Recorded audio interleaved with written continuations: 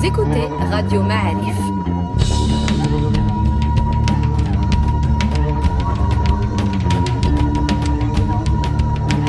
Le podcast Histoire.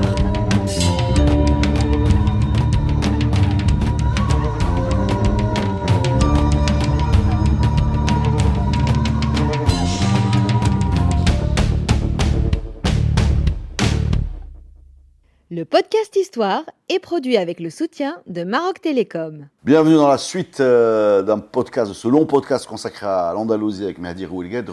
Salut Mehdi, on est toujours ensemble. Salut Reda, voilà, tout le plaisir pour moi. Enregistré dans la foulée, diffusé à une semaine d'écart, mais enregistré dans la foulée. Dans la première partie, on a évoqué l'histoire de l'Andalousie entre l'Andalous, pour respecter la toponymie que tu proposes, entre l'arrivée de Tariq ibn Ziyad 711. On est parti jusqu'au milieu des années 1600, l'expulsion des musulmans. Des Morisques à l'époque. Des Morisques, ouais. On a raconté tout ça, on a raconté les différentes phases, la phase un peu de conquête, la phase omeyyade, la phase moravide, la phase almohade, la phase de Grenade. Cet objet, disons, est fini. Et maintenant, on va s'intéresser à comment il va être raconté, comment il va être même utilisé. Cette énigme historique, voilà, puisqu'il y a des historiens qui parlent d'énigme historique. Quelle est cette énigme historique? Quelle est cette zone bizarre, un bout d'Orient au milieu de l'Occident? Comment il va être décrit, utilisé? Alors déjà, il faut quand même rappeler que dans la suite de l'histoire, l'Espagne va, dans la foulée de cette reconquista, avec les guillemets, avoir une énorme puissance qu'elle va accumuler, en particulier grâce à ses conquêtes américaines, c'est bien ça. Et elle va devenir peut-être la première puissance du monde, tout simplement. On dit, avec la conquête des Philippines, dans la seconde moitié du XVIe siècle, que c'est le premier empire de l'histoire du monde où le soleil ne se couche jamais. Voilà, donc il fait le tour du globe. Beaucoup d'argent, beaucoup de puissance. Beaucoup d'or. Beaucoup d'or, exactement, beaucoup d'or. Beaucoup d'histoire, hein, avec des S. Et dans cette histoire, l'Andalousie n'existe pas, évidemment. L'Andalous n'existe pas, le musulman n'existe pas. Au contraire, il est présenté comme celui qu'on a eu la bonne idée d'expulser, et qui est un autre exploit à mettre au crédit de l'Espagne à ce moment-là. C'est-à-dire, on a expulsé les... Alors, au XVIIe siècle, entre 1560 et 1660, on appelle communément cette époque le siècle d'or. Siècle d'or, tout point de vue d'abord, avec l'or généré grâce aux conquêtes et l'exploitation Minute de l'Amérique. Allez écouter le podcast qu'on a consacré à l'or, un podcast formidable, exceptionnel, extraordinaire. Je ne sais plus qui l'a fait, c'est ça. J'ai du mal à m'en rappeler, mais c'est un podcast en or. Voilà. Et ensuite, vient avec le reste, bien entendu, le roman, pas exactement qu'on peut pas rappeler au monde, donc bien sûr, Don Quichotte de Cervantes et les novelas ejemplares, donc Cervantes considéré comme un des plus grands auteurs de tous les temps, tout le théâtre du siècle d'or, Tirso de Molina, Calderón, qui sont des auteurs extraordinaires. Et là où je veux en venir exactement... Cervantes, parenthèse, qui était un soldat. Oui, soldat manchot, qui a perdu son bras à la bataille de Lépante, contre les Turcs, et qui a été retenu surtout, et c'est ça qui est à laquelle a participé très important, Abdelmalek Saadi. Et très important, qui est retenu pendant des années prisonnier à Alger. Et c'est au cours de ces années d'emprisonnement qu'il va très certainement mûrir cet ouvrage et cette œuvre en fait exceptionnelle et qui est l'une des plus remarquables qui soit au monde. Alors attention, chaque grand État-nation estime qu'il a inventé le roman. Bien sûr, si vous allez voir les Italiens, ils pensent que c'est Dante. Ouais, avec son enfer. C'est pas l'ombre d'un pli. Les Espagnols, c'est le Quichotte, donc Quijote. Alors même que pour les Français, c'est plutôt Flaubert, confère les cours donnés au Collège de France par Bourdieu. Ouais. Flaubert est l'invention du roman. Et j'ai appris il n'y a pas longtemps qu'en Algérie, on enseignait le fait que c'est Apulé, qui est un auteur du IIIe siècle, qui a écrit en latin, et qui était gréco-latin de langue, mais aussi qui connaissait les langues berbères certainement, parce qu'il dit que ses deux parents étaient Garamantes et Gétules, c'est-à-dire libyques, des ancêtres des berbères. Et il a écrit un ouvrage exceptionnel qui peut être peut-être considéré comme le premier road movie de l'histoire, qu'on appelle L'Andor, et qui est traduit en arabe sous un titre qui ne rend pas du tout, puisqu'on l'appelle en arabe Himar Dahabi, ce qui ne rend absolument pas, je crois, la portée du titre originel naturellement.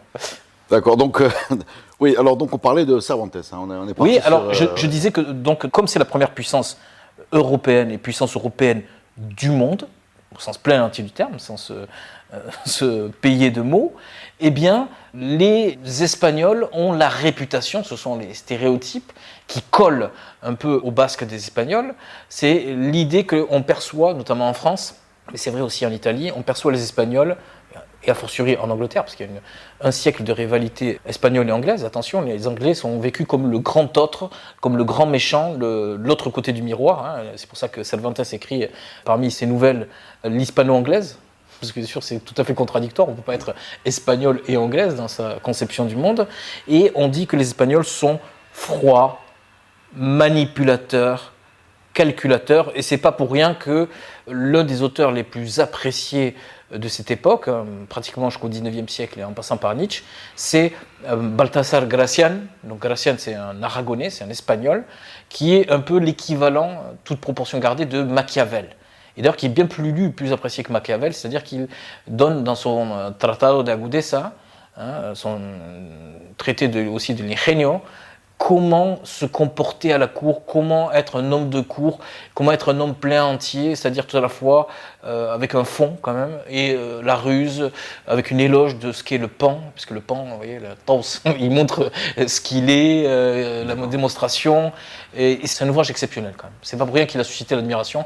Et vous voyez, ensuite, très tôt traduit, d'ailleurs en italien, puis en italien, en français, et qui sera ensuite lu par toutes les élites européennes, par exemple Nietzsche ou Schopenhauer vont dire le plus grand bien de cet ouvrage-là, et si je mets en lumière, j'essaie de mettre en évidence ces stéréotypes froids, manipulateurs, calculateurs, vous voyez bien qu'on est juste à l'exact opposé des stéréotypes qui vont plus tard s'imposer au XIXe siècle, à la période romantique, qui font de l'espagnol un être sanguin, irréfléchi, l'homme qui passionné, qui use du couteau pour un oui ou pour un non, qui est en fait complètement mu par ses sentiments, par ses passions.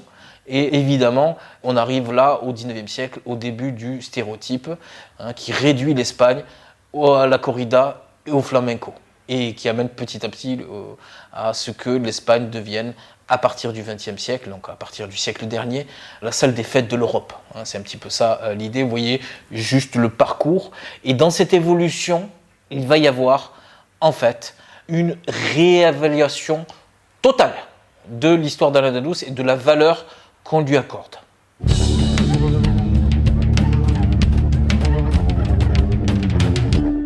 Alors comment se fait cette réévaluation? Elle se fait quand déjà? Elle se fait par qui? Et elle se fait dans quel est le mécanisme de cette réévaluation? D'abord, comme tout le reste, en Europe, à cette époque-là, ça va venir de la France. En effet, la France se substitue à l'Espagne en tant que puissance prépondérante en Europe, à partir du traité des Pyrénées, donc qui date de l'année 1659. Et petit à petit, au siècle des Lumières, Voltaire, il va en fait, ça date un petit peu d'avant, mais c'est surtout lui qui va faire accroire auprès du grand public européen ce qu'on appelle la légende noire de l'Espagne. L'Espagne est peuple génocidaire des Indiens, peuple esclavagiste, peuple de l'absolutisme, de l'Inquisition, toutes sortes de stéréotypes. Et petit à petit, on en vient au reproche d'avoir complètement écrasé, j'aime bien le terme espagnol, aplastar. Aplastar, ça veut dire véritablement aplatir, écraser les minorités juives et musulmanes. Donc évidemment, c'est cette idée. Et sans doute, Voltaire, notamment dans la partie la plus historique de son ouvrage, l'Essai sur les mœurs, a beaucoup fait. On a du mal un peu à s'imaginer ce qu'a été l'influence de Voltaire en fait en Europe à ce moment-là, pas seulement en France, naturellement, et pour dire tout le mal qu'il pense de ce qu'on appelait à l'époque la Reconquista, c'est-à-dire l'idée que la Castille aurait complètement chassé les morts. Ça, encore, d'un point de vue politique, c'est bien, il trouve, mais ensuite de les avoir expulsés, ça, c'est un crime impardonnable, parce qu'il commence à penser l'histoire en termes de continent, c'est-à-dire, évidemment, qui est l'islam sur le continent africain, ça, c'est tout à fait normal. En revanche, l'idée que, par exemple, des Maghrébins aient cherché avec les Almoravides et les Almohades, à intervenir en Espagne, puisqu'il parle d'Espagne, et bien sûr, c'est à partir de ce précédent voltairien qu'au XIXe siècle va être inventée l'expression, qui est à l'origine complètement antithétique, d'Espagne musulmane. Alors, si je ne me trompe pas, d'après ce que j'ai lu dans tes textes, Voltaire il règle également ses comptes avec son clergé à lui, c'est-à-dire en glorifiant, on a envie de dire, cet espace un peu multiculturel, où les musulmans, les juifs et les chrétiens vivent dans le même espace, il en profite pour critiquer son espace à lui, où l'Église, où il combat l'Église en vérité.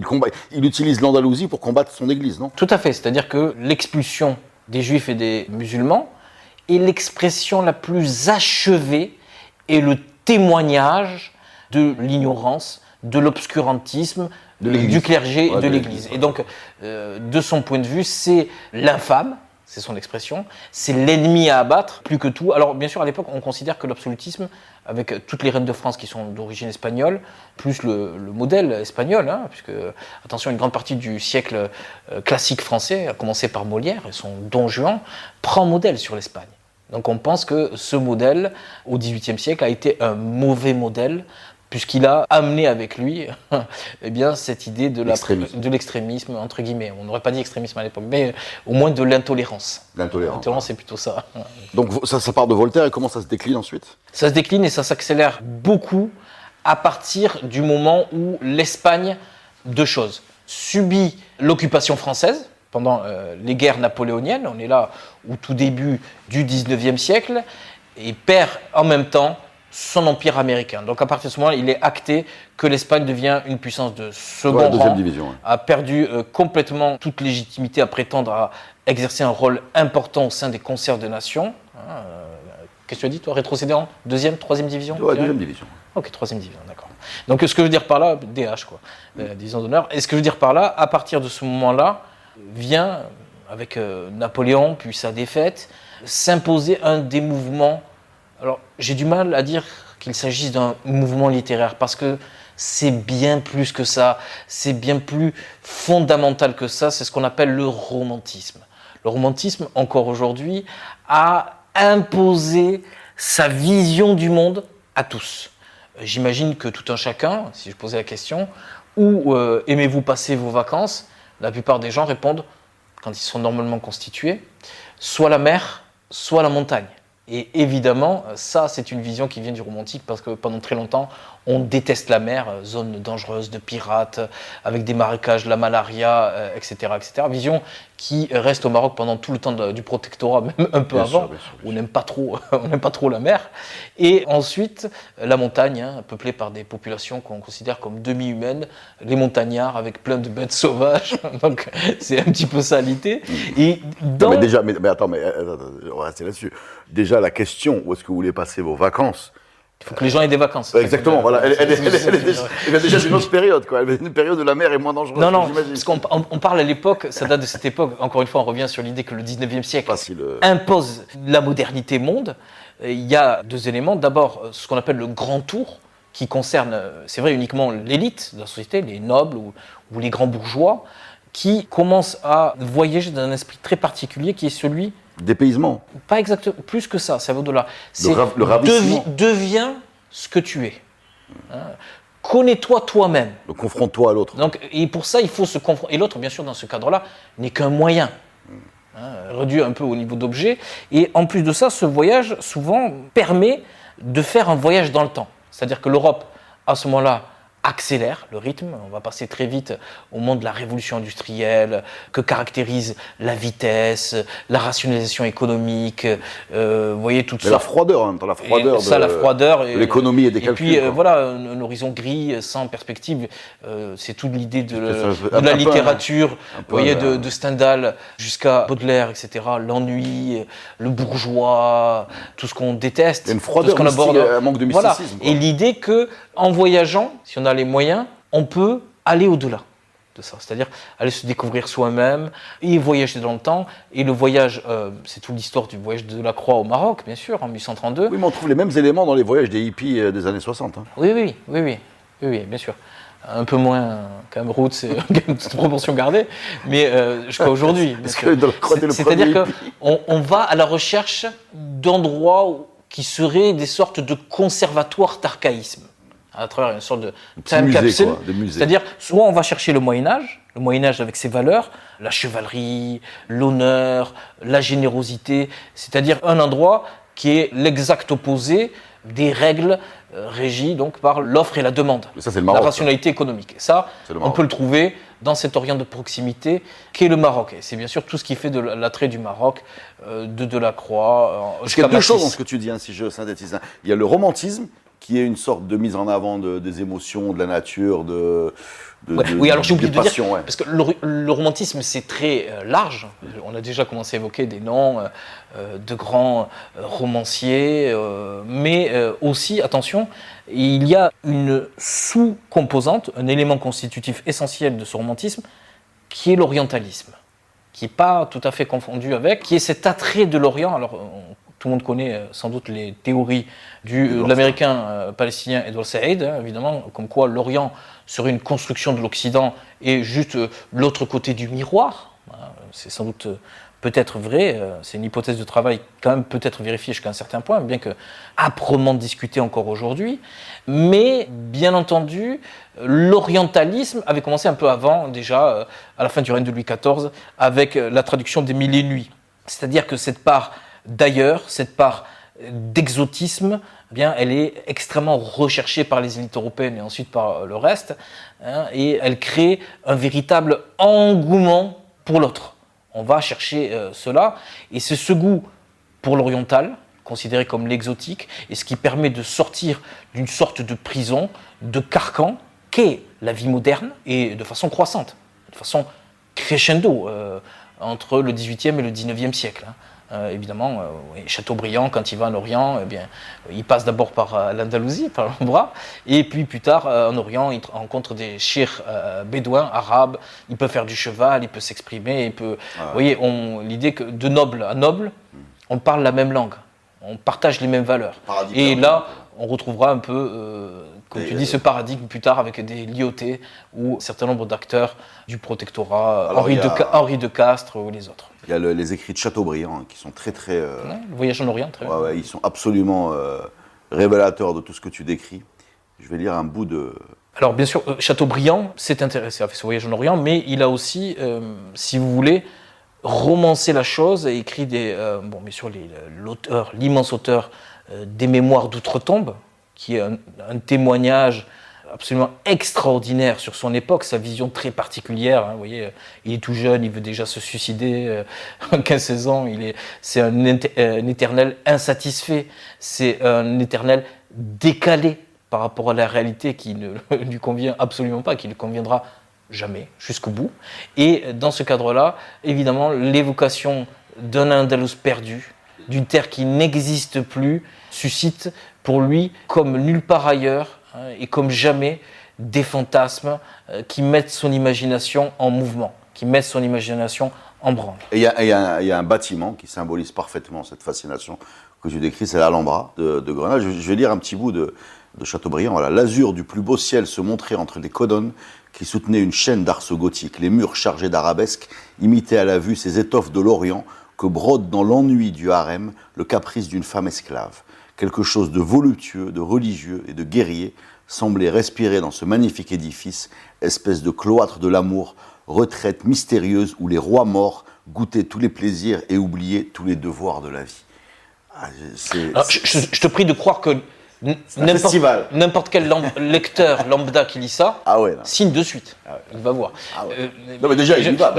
Il en envie la vie. Là. On parle de ces rois morts qui goûtent les plaisirs et oublient tous les devoirs de la vie. On est raccord avec les tableaux des harems. On est dans du Ingres, du Delacroix, c'est-à-dire tous les peintres qui ont magnifié, cherché à magnifier l'Orient, même de façon un peu ambiguë. Bon. Alors, il n'est pas seul, hein. On peut parler de Hernani, on peut parler de... Victor Hugo, oui. Et bien sûr, Washington Irving, qui est véritablement... Alors lui, je ne connais pas. Alors, Washington Irving, c'est celui qui a écrit Les Contes de l'Alhambra. Donc, on est dans les années 1826, par là.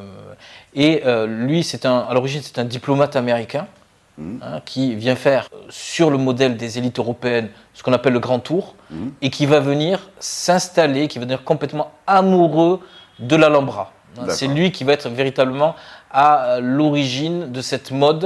Et vous savez, je disais tout à l'heure, le 19e siècle fonde notre modernité. Mais si aujourd'hui l'Alhambra, alors j'ai les chiffres juste avant Covid, aujourd'hui je ne sais pas, mais on ne doit pas être très loin, l'Alhambra était le 2e monument le plus visité d'Europe. Donc la fascination continue. La fascination continue et elle s'est en plus massifiée. Elle est devenue véritablement un phénomène de masse. Alors, l'Andalousie, dans ce monde-là, si je résume un peu ce que je comprends, est une sorte d'Orient de proximité. Oui, de vestibule de l'Orient. C'est-à-dire, Vestibule de l'Orient. c'est un Orient. Alors là, les communications sont facilitées, surtout à partir de l'introduction de ce qu'on appelle en arabe le babbor, c'est-à-dire là, les bâtiments à vapeur, qui permettent de. Et aussi les diligences et bientôt le chemin de fer à partir des années 1860. Mais ce que je veux dire par là, c'est que les communications sont facilitées de plus en plus et permettent de réaliser ce voyage à bon compte. Alors même que par exemple le Maroc, exception faite de Tanger, jusqu'au début du XXe siècle, il est extrêmement problématique et difficile de voyager au Maroc. Donc évidemment, à la rigueur, c'est Alger qui joue ce rôle-là. D'où le fait que, par exemple, Marx séjourne à Alger à la toute fin. Karl Marx. Oui, Karl Marx. Ah, d'accord. C'est le barbu, tu sais, qui a écrit. Donc, qui est, bien sûr, à la toute fin de sa vie, va séjourner à Alger. C'est-à-dire qu'on a une espèce de diptyque Alger-l'Alhambra, un petit peu qui s'installe dans ces années 1850-1860 environ. Alors, ça, c'est la fascination un peu, on est en train de parler de l'extérieur, mais les Espagnols eux-mêmes vont intégrer l'Andalousie à leur roman national, à leur histoire. Alors, il faut bien voir que s'ils l'intègrent, c'est parce que d'abord les Français l'intègrent. Alors explique-nous ça, voilà, justement, parce qu'on a parlé, parce que tout à l'heure, Chateaubriand, l'état dont on parlait, Victor Hugo, Carmen, on n'a pas parlé de Carmen. Alors c'est pas une mort, mais parce qu'il faut rajouter les gitans dans le film. Hein. C'est ça. Ils font partie aussi de, font partie aussi du film. Parce que la corrida, forçant un peu le trait, ils incarnent ces anti-modernes, l'antimodernité. Voilà. C'est-à-dire qu'ils sont dans une forme de rationalité, de logique qui leur est propre, qui est très différente du reste de l'Europe, et pour qui, c'est la liberté, du moins c'est comme ça qu'on le perçoit, qui écoute du flamenco, on voit bien que les origines européennes, chrétiennes ou latines de l'Europe, ça ne fonctionne pas tellement bien avec le flamenco. Vous voyez, il y a quelque chose, tout de suite on perçoit ça comme quelque chose de radicalement différent, qui n'a rien à voir. Mais même aujourd'hui, quand on a envie d'imaginer les deux pôles, disons, qui définiraient qui seraient les plus éloignés dans le continent européen. Tu aurais, d'un côté, je parle vraiment de mythes et stéréotypes, tu aurais le Scandinave ou l'Européen du Nord qui est organisé, etc. On est dans le cliché, hein, j'insiste bien. Et de l'autre côté, si tu devais chercher l'extrême inverse, tu le trouverais dans cette sud de l'Espagne. Tu peux prendre un gitan ou un Espagnol un peu excité, plein de... Oui, le passionné. Voilà, exactement. Voilà. Excessif, qui va... Tout à fait, dont les réactions sont imprévisibles, dans les deux sens, c'est-à-dire autant une générosité folle que des accès de violence irrépressibles. Donc dire que d'abord, du moment où jusqu'à la fin du 15e, 16e siècle, le luxe est musulman, les souverains espagnols, qui gouvernent l'Espagne, comme Charles Quint, puis ensuite habitent volontiers l'Alhambra, quitte à le réaménager, à créer un palais de la Renaissance qui établisse une comparaison entre les deux. Mais progressivement, l'Alhambra va être totalement, au XVIIe siècle, totalement abandonné. C'est un bâtiment du passé, un bâtiment d'un passé dont on ne veut plus entendre parler, qui ne permet plus non plus d'évoluer. Au XVIIe, ça. Au XVIIe, dans un luxe extrêmement luxe, je veux dire, incomparable avec le reste, comme avaient été les palais longtemps arabes de Saragosse ou de Tolède, qui ont été conservés pendant très très longtemps, après la conquête chrétienne. Là, ce n'est pas le cas. Et le premier à avoir réinvesti l'Alhambra, c'est le gouverneur français, qui occupe militairement le sud de l'Espagne, qui est en guerre le napoléonien. Napoléonien. Et d'ailleurs, en partant, il a le projet de dynamiter la totalité de l'Alhambra. Ah, quelle bonne idée. Quel artiste. Alors, il a dynamité une partie quand même. Il y a une partie qui à ce moment-là a disparu. Alors, il a eu la bonne idée de ne pas tout dynamiter comme tu le dis. Sinon, sinon on n'en parlerait pas à l'heure qu'il est là aujourd'hui. Mais donc, c'est dans cette suite-là, dans ce cadre-là, pendant tout le 19e siècle, l'Espagne, à partir de l'occupation française, en fait, rentre directement et ouvertement à plusieurs moments de son histoire en guerre civile. C'est-à-dire qu'on a un conflit âpre entre, d'une part, ceux qui veulent la modernité, ceux qui veulent réformer ce pays qui est en retard.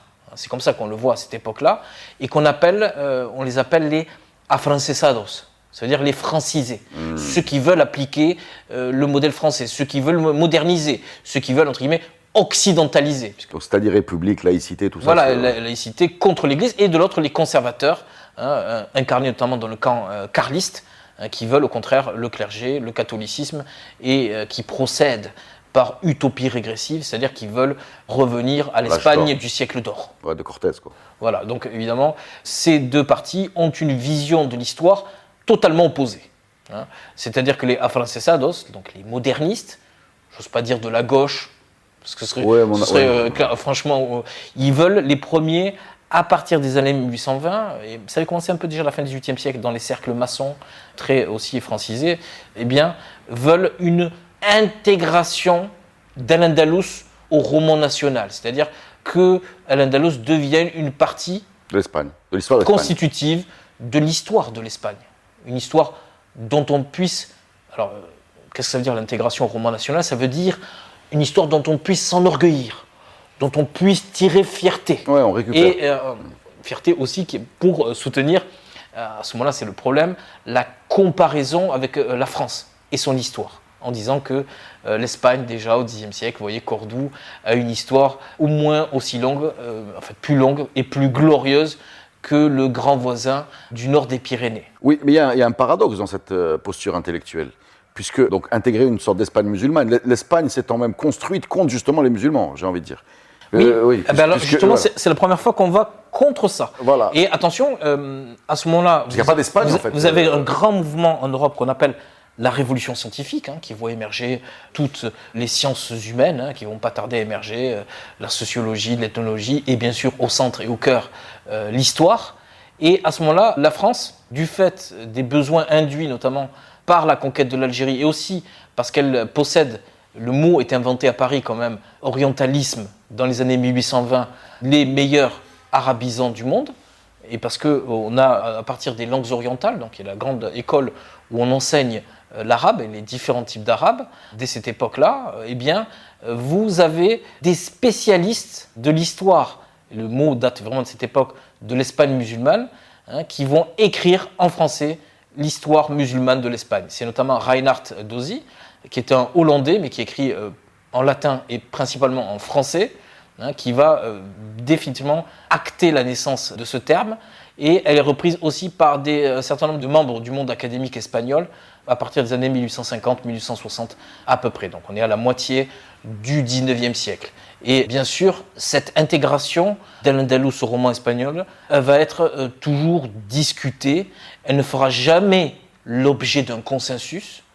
En Espagne. En Espagne, il y a encore aujourd'hui ceux qui estiment que les Espagnols, les ancêtres supposés des Espagnols ont bien fait d'expulser ceux qui n'avaient été en fin de compte que des envahisseurs, et les autres qui considèrent que Al-Andalus a été un grand moment de civilisation, digne qu'on s'y intéresse, digne d'être étudié, d'être enseigné, et évidemment les deux parties restent irréconciliables. Alors ce qu'il faut noter, c'est que parfois les lignes ont bougé. Les lignes ont bougé, notamment à cause du conflit entre la France et l'Espagne, donc des conflits, des rivalités entre la France et l'Espagne autour de l'enjeu que représentait le Maroc. En effet, les Espagnols, pour avancer des arguments contre les Français, pour coloniser en fait le Maroc, vont affirmer une légitimité, on a une légitimité particulière parce que nous avons en notre sein l'histoire d'Al-Andalus, de l'Espagne musulmane, et donc nous sommes tout à fait en légitime, droit, nous sommes légitimes, et inversement, à partir de Lyautey, qui détestait plus que tout l'Espagne et les Espagnols, en plus de ça, il pensait que l'occupation du nord de l'Espagne avait été imposée dans le cadre d'accords entre la France et l'Angleterre pour faire en sorte que le nord du Maroc, et notamment Tanger, ne soit pas entre les mains des Français, dont les Anglais se sont finalement toujours méfiés jusqu'à aujourd'hui, et donc ce qu'on appelle le syndrome Fachoda. Le syndrome Fachoda, c'est ce syndrome chez les Français qui, dès qu'ils voient un coup bas ou dès que ça tourne mal, ce sont les anglo-saxons, c'est la paranoïa française, et Lyautey est complètement dans ce syndrome Fachoda, je vous prie de croire. Et donc, la perfide Albion. La perfide Albion, et surtout après la fin de la Première Guerre mondiale. Parenthèse, tu sais où est-ce qu'on sent beaucoup des résidus de cet esprit-là? Parce qu'aujourd'hui, l'Angleterre, dans les matchs de rugby, tu as toujours l'impression, entre la France et l'Angleterre, ils utilisent des armes qui relèvent de la diablerie pour gagner des Français qui ont un rugby romantique et très beau. Voilà. Mais ça existe encore. C'est le seul moment où on cherche encore à botter l'anglois au dehors de en dehors de l'Empire. C'est le moment des matchs de rugby, tu as raison. Mais ce que je veux dire par là, c'est qu'à la sortie de la Première Guerre mondiale, la France est devenue une puissance ultra prépondérante. Momentanément, ça ne va pas durer longtemps, ça va s'arrêter dans les années 20. Mais du coup, Lyautey, dans le cadre de ce que j'appelle moi le qawalb, c'est-à-dire les coups bas, va faire en sorte d'aider les Rifains Bien sûr. Et bien sûr, ce que je veux dire par là, c'est qu'à partir de ce moment-là, Lyautey qui veut une forme de rapprochement entre savoir et pouvoir, notamment il crée l'Institut des hautes études marocaines en 1920, où il amène un peu tous des jeunes talents, qui viennent d'univers très différents. Notamment, il amène le jeune Évariste Lévy-Provençal, qui est à l'origine un spécialiste de l'histoire romaine, de l'histoire antique de l'Afrique, et qui va devenir un médiéviste et qui va écrire sans doute ce qui est considéré comme le plus grand ouvrage sur l'histoire de l'Andalous au XXe siècle, en tout cas le plus diffusé, sans aucun doute le plus apprécié aussi, qui est l'histoire de l'Espagne musulmane au Xe siècle. Et vous avez une partie photo. À l'époque, on intègre des illustrations. Et vous avez quoi? Vous avez des photos de Fès dans les années 20. Et il y a marqué dessous la légende. Regardez, c'est comme Cordoue, Xe siècle. Oui, c'est-à-dire que du point de vue marocain, bien sûr. C'est-à-dire des autorités françaises au Maroc, pour être plus précis, eh bien, le Maroc, c'est une sorte de grand Andalous qui aurait survécu. Ouais. Et preuve en est, c'est que quand Lyautey fait construire sa résidence, enfin son lieu où il travaille à Rabat, qui est aujourd'hui le centre du ministère de l'Intérieur, voilà ce que je voulais dire, de l'Intérieur, il a fait construire une réplique de l'Alhambra à l'intérieur. D'accord. C'est-à-dire qu'il y a là-bas ce qu'on appelle le Generalife, Jannat al-Arif, qui est la partie haute de l'Alhambra qui a été reproduit du coup et qui sert aujourd'hui de base, si je puis dire, au ministère de l'Intérieur du Maroc à Rabat. Alors, ça va loin, puisque dans l'esprit de Lyautey, si j'ai bien compris, on va, jusqu'à l'excès parfois, coller le qualificatif andalou à tout ce qui est perçu comme à peu près raffiné ou structurellement un peu travaillé. C'est-à-dire que, moi je m'intéresse beaucoup à la musique, c'est clair, et je suis toujours surpris à chaque fois que je vois les descriptions des premiers visiteurs du 19e siècle ou parfois même militaires qui sont souvent amenés à fréquenter des Marocains, à écouter leur musique. Ils ont une vision horrifiée de ce qu'on propose, jusqu'à dire qu'il y a un problème même de sens du rythme, ce qui est techniquement une hérésie, je peux te le dire. Ça, je veux dire, je ne reculerai pas là-dessus. Par contre, dès qu'on arrive à ce qu'on appelle chez nous l'Ela, et que les Français ont appelé la musique andalouse, elle va être affectée à l'Andalousie. Alors, je ne sais pas si elle a été jouée en Andalousie, mais c'est clair que son côté un peu savant, de musicien assis, un peu, voilà, avec des cordes, etc., un peu plus travaillé, va donner l'idée que ça ne peut venir que d'Europe, alors que d'après ce que tu nous disais avant le début du podcast, il est très probable que ce ne soit pas cette musique qui a été jouée en Andalousie, quoi. Alors, ce n'est pas mon avis à moi. Bon, déjà, dire que attribuer tout ce qui est raffiné et, somme toute, tout ce qui est noble à l'Andalous, c'est parce que l'Andalous est positivement connoté depuis l'époque romantique. Et une thèse très récente, c'est pas mon avis, donc soutenu par Alexandre Abil sur Histoire de la musique de l'Andalous, à partir de l'iconographie notamment, une démarche originale, ouais. Eh bien, elle soutient que finalement, de ce que l'on sait, de ce que l'on connaît de la musique de l'Andalous, notamment grâce au livre d'Alphonse X, donc qui a écrit un livre consacré en partie à la musique. Alphonse X. Alphonse X de Castille. D'accord. On est là au XIIIe siècle. Ouais, parce que les Alphonses, c'est sérieux comme sujet. je sais. Et donc, évidemment, Alphonse X, elle soutient que, par exemple, la musique, tout à la fois ce qu'on appelle l'Aïtra ou la musique du Moyen Atlas, est sans doute plus proche du genre de musique que l'on pouvait entendre dans l'Andalous que ce que l'on considère aujourd'hui comme étant l'Andalousie, le Gharnati, etc., ou le Malouf en Tunisie, par exemple. Donc on a compris un peu l'histoire de la représentation d'Andalousie. Maintenant, si on s'intéresse au côté religieux, on a aujourd'hui, toujours, on a grandi, nous, Marocains, l'éducation marocaine, dans l'idée que également, l'Andalousie n'était pas seulement un âge d'or en termes de production scientifique, confère Notofeil, Norocht et compagnie, même cette musique, même si peut-être elle n'était pas là, en tout cas, les images qu'on a, mais également... Alors peut-être quand même dire un mot sur, à mon avis, ce qui est l'aspect le plus prégnant du legs, c'est-à-dire de l'héritage andalousi au Maroc, qui a été l'écriture. L'écriture dans sa dimension technique. Ah oui, d'accord. Technique. Comment on écrit, c'est-à-dire ce qu'on appelle le khat al-Maghribi, qui était, attention, jusqu'aux années 60, la seule façon au Maroc d'écrire l'arabe. Tout le monde peut-être sait ce que c'est-à-dire un fa avec un point dessus, un qaf avec un seul point, avec un kef qui était tout à fait presque rectangulaire. Serpente. Oui, monsieur. Serpentin, c'est ça que c'est. Ouais. Donc évidemment, vous voyez une forme d'écriture très qui avait, qu'on appelait à l'école coranique. Et évidemment, ça vient directement d'Al-Andalus, qui justement avait fait le choix de conserver une graphie sciemment archaïque. Archaïque pourquoi ? Parce qu'elle vient directement de la plus ancienne forme de graphie arabe de langue, une fois l'arabe devenu langue officielle, c'est-à-dire langue de l'administration, langue de la cour, langue du pouvoir, à partir des Omeyyades de Damas, avec la réforme, ce qu'on appelle la réforme de Abd al-Malik dans les années 690, eh bien, Al-Andalus, par choix, pour bien marquer son indépendance vis-à-vis du pouvoir des Abbassides, donc qui viennent prendre le pouvoir par la force dans les années 750, ont conservé ce khat al-Koufi, donc écriture koufique, Koufa étant une des villes créations ex nihilo arabes, où ils ont pu créer, tout à fait structurer la religion, la langue devenue langue d'expression de ce qui est officiel, de l'ordre de l'officiel, et évidemment, vous voyez bien comment c'est un peu ces méandres dans un axe orient-occident, Al-Andalus, et dans un centre nord-sud d'Al-Andalus vers le Maroc. Alors, on a parlé de l'écriture, moi je vais parler de religion.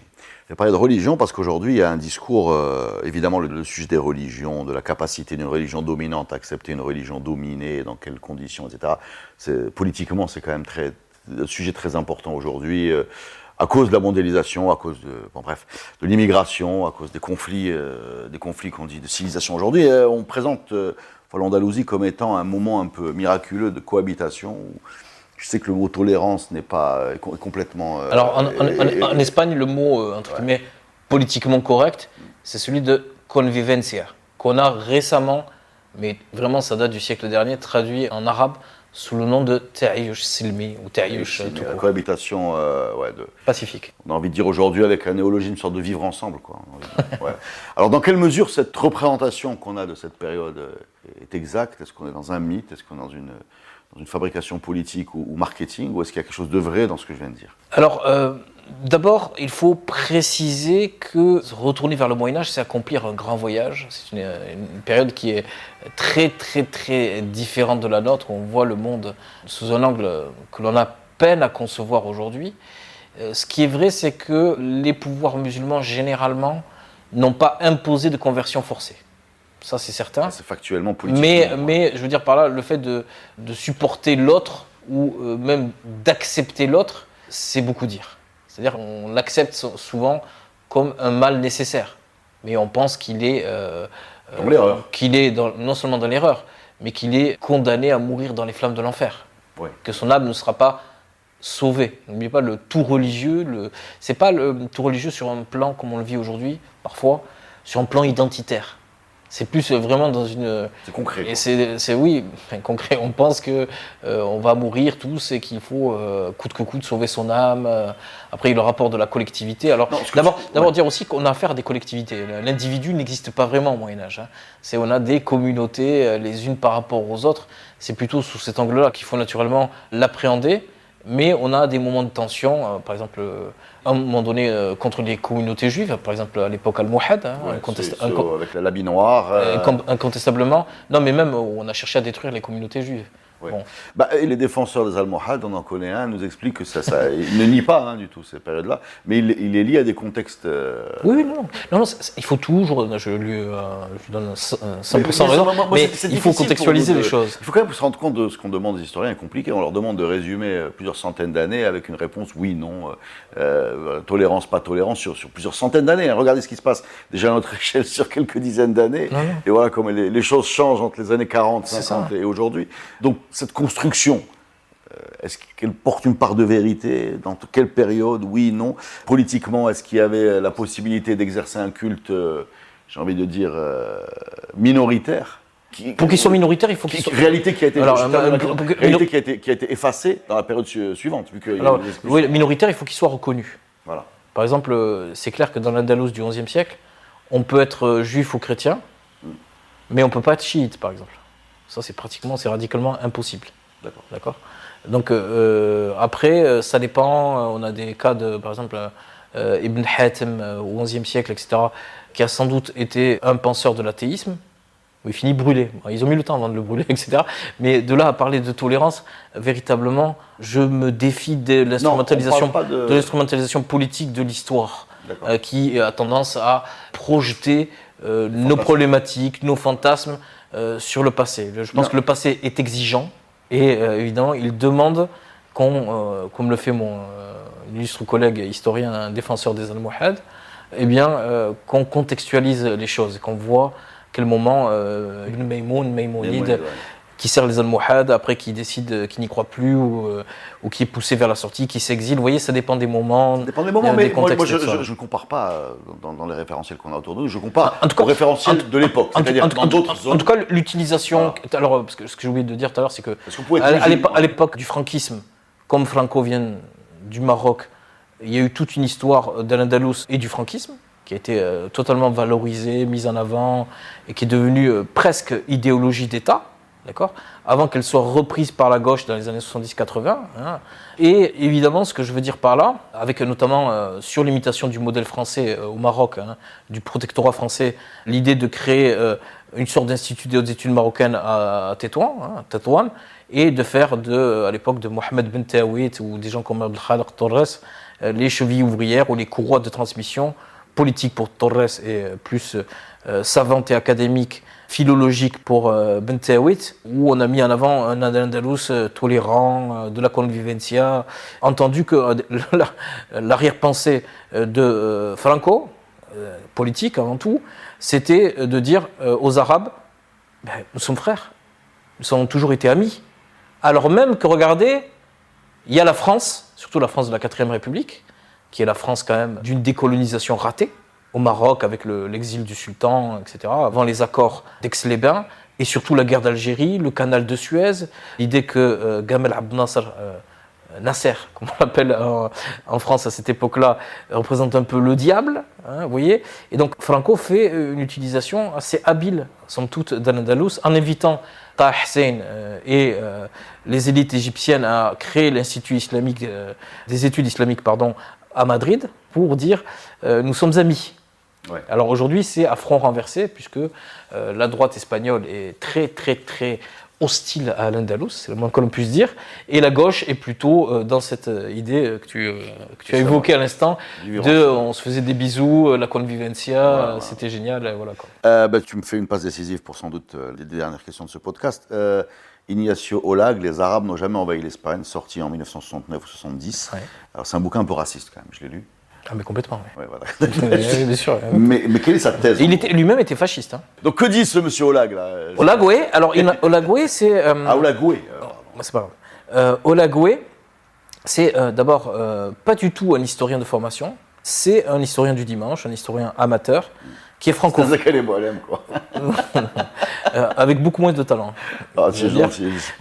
Donc, ce que je veux dire par là, c'est qu'il écrit d'abord son livre qui n'a aucun succès, qui s'appelle pas du tout, qui n'est pas connu sous le titre tel qu'il sera plus tard diffusé.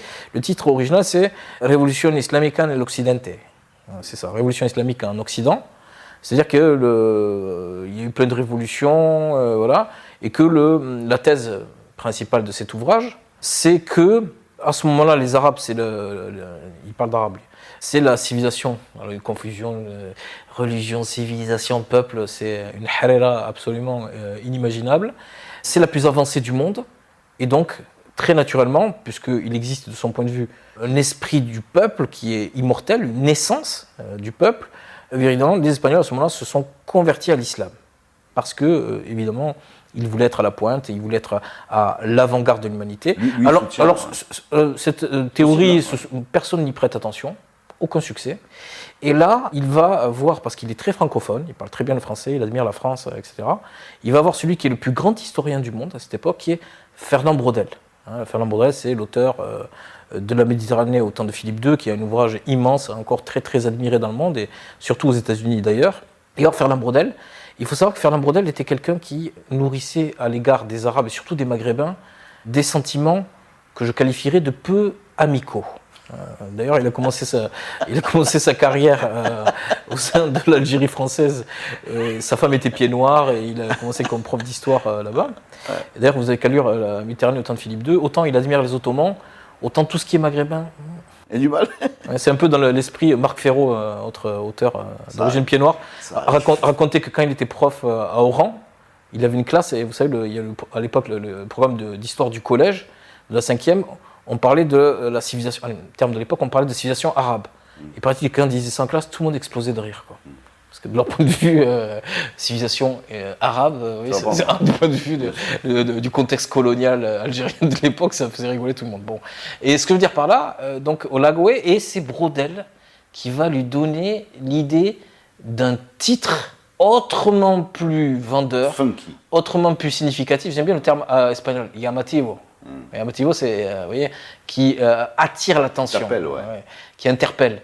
Ouais. Et donc, il va donner le titre « Les Arabes n'ont jamais envahi l'Espagne ». Donc, évidemment... et vous le trouvez aujourd'hui dans la librairie. Oui, alors j'ai eu la surprise de le voir qu'il était à Khalileh à Rabat. J'étais assez surpris, je me disais, mais pourquoi une telle fraude, lui, il présente fraude historique a pu non seulement exister, mais subsister et connaître encore un succès auprès du grand public. C'est pour moi, donc j'ai consacré tout un chapitre dans mon dernier bouquin sur cette histoire-là, parce que je trouve que c'est absolument extraordinaire. Et il a eu une suite, en Espagne notamment, il a eu une suite comment ? Alors il a eu une suite auprès, parce que là, il faut savoir que l'Espagne post-franquiste, ce qu'on appelle de la transition démocratique, il y a eu la loi... Franco est mort en 75. 75, là on est au début des années 80. L'Espagne a connu un processus de fédéralisation, une montée en puissance de l'autonomie des provinces, et l'Andalousie donc, est devenue une province autonome, avec son parlement et une marge de manœuvre assez... Et donc il y a tout un mouvement en Andalousie à ce moment-là pour dire, nous on a une histoire qui est aussi arabo-musulmane. On est des arabo-musulmans, avec... d'ailleurs c'est très étonnant parce qu'ils ont pris le drapeau des Almohades, ils ont pris le vert et le blanc. C'est très... On peut voir Sergio Ramos l'exhiber à chaque champion. Par exemple. Il est de Séville. Oui, je sais. Mais donc, évidemment, par rapport à ça, ce que je veux dire, c'est quand même une folie. Et Olagoué est devenu une sorte de symbole de cette Andalousie, etc., qui est en fait complètement hispaniolisée. Alors lui, comme constituante à part entière d'une essence espagnole qui serait une essence par définition éternelle. C'est-à-dire qu'à un moment donné, on a été romain, on a été d'abord ibère, romain, puis arabe, puis etc., castillan, mais on est toujours resté nous-mêmes. Et en revanche, le mal absolu, c'est les invasions. Et de son point de vue, les vraies invasions, c'est les invasions almoravides. Alors ça, c'est le mal absolu. Ouais. Parce que là, des chameliers qui sentent mauvais, des morts, et avec tous les stéréotypes les plus racistes qui soient, évidemment, sont mis à condition pour dire, oui, là, on a été écrasé. Mais ce qui est drôle, c'est qu'il va jusqu'à présenter Tariq comme son nom, Tariq, comme Roderick, comme étant un... Ah non, mais il n'a pas peur, on y va. Je veux dire, toute méthodologie historique est passée par pertes et profits, et évidemment... C'était une... C'est-à-dire, il me fait penser un peu aux gens qui confondent tapisserie et pâtisserie. De son point de vue, c'est la même chose, on y va, Tariq, Roderick... oui, mais ça dit quelque chose, si tu permets, ça dit quelque chose que ce livre soit diffusé et présent, ça montre à quel point l'énigme historique, je ne sais pas qui a dit ça, mais je trouve que cette énigme historique, ça montre deux choses. Ça montre que l'énigme historique continue de fasciner les gens. Ouais. Et ça montre également, alors là je cherche une expression, je ne sais pas qui est Juan Goytisolo. Goytisolo, ouais. C'est un romancier espagnol qui vient de mourir et qui a vécu pendant des années à Marrakech. Bon, il est de quelle période ce bonhomme ? 80. Il vient de mourir là, il est mort il y a 3 ans, je pense, il y a 3 ans, 4 ans. Donc voilà, et cet auteur-là, Juan Goytisolo, exactement, invoque une blessure infectée et béante et parle de Tanger comme la cicatrice venimeuse de l'autre rive. Donc c'est pas réglé, quoi. Non, c'est pas réglé. Voilà. Et c'est pour ça que ce bouquin... Je vous prie de prendre en compte le fait qu'il a écrit ça depuis Marrakech. Merci beaucoup. Merci beaucoup. C'est un énorme podcast, un double podcast. Je vous invite à écouter la première partie si vous ne l'avez pas fait, qui parle de l'Andalousie, et la deuxième partie qui parle de l'histoire de l'Andalousie. Donc merci beaucoup pour cette performance de très haut niveau. Mehdi, gros match. Merci beaucoup.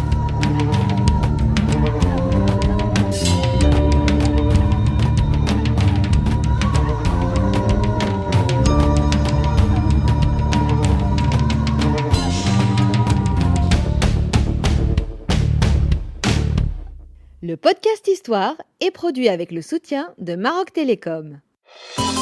Maroc Télécom, un monde nouveau vous appelle.